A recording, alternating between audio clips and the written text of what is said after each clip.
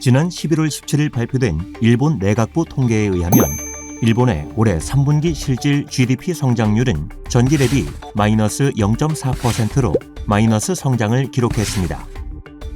이번 경제 성장률 하락은 일시적인 것으로 보는 견해가 우세하나 중일 관계 악화에 따른 관광객 감소나 엔화 약세에 따른 수입 물가 상승 등 개인 소비 악화로 이어질 요인들로 인해 경제의 회복세는 다소 제한적일 수 있습니다.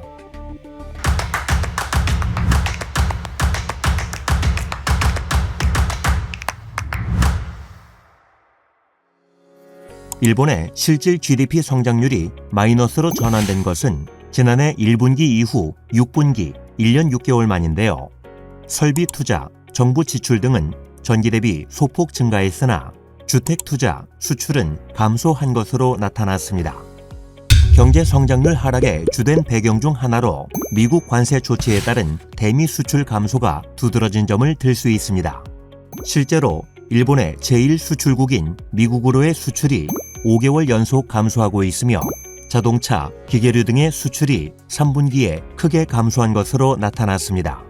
월별로 대미 수출 규모를 살펴보면 지난 7월에서 9월 기준 평균 약 107억 달러 수준으로 이는 전년 동기 대비 약 10% 감소한 수치인데요.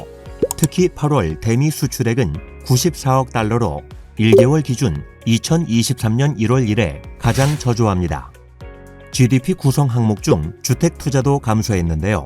새로 짓는 모든 주택은 국가의 에너지 절약 기준을 충족해야 하는 건축물 에너지 소비 향상법이 올해 4월 시행됨에 따라 3분기부터 수요가 감소하면서 주택 투자 건수도 감소했습니다. 한편 미일 관세 협상 타결로 수출의 불확실성이 다소 완화됨에 따라 일본 민간 연구소들도 4분기에는 기업의 설비 투자 등을 중심으로 일본 경제가 회복될 것으로 보고 있는데요.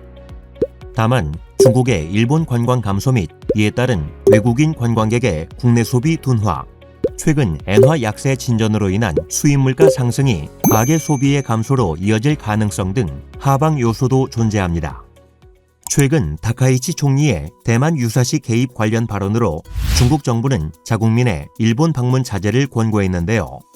일본 노무라 종합연구소에서는 이번 중일 관계 악화 이슈로 향후 1년간 일본 경제 손실이 약 1조 7,900억 엔에 이를 것으로 추산하기도 했으며 이는 일본의 연간 실질 GDP를 0.1에서 0.4% 하락시키는 영향이 있을 것이라 분석했습니다.